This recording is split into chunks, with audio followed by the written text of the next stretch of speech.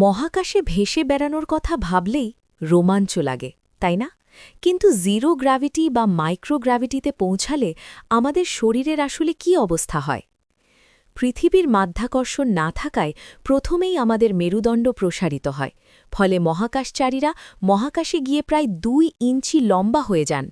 কিন্তু এর একটা বড় ক্ষতিকর দিকও আছে। পদার্থবিজ্ঞানের নিয়ম অনুযায়ী অভিকর্ষের বিরুদ্ধে কোনো বল প্রয়োগ বা কাজ করতে হয় না বলে খুব দ্রুত পেশি দুর্বল হতে থাকে এবং হাড়ের ঘনত্ব কমে যায়।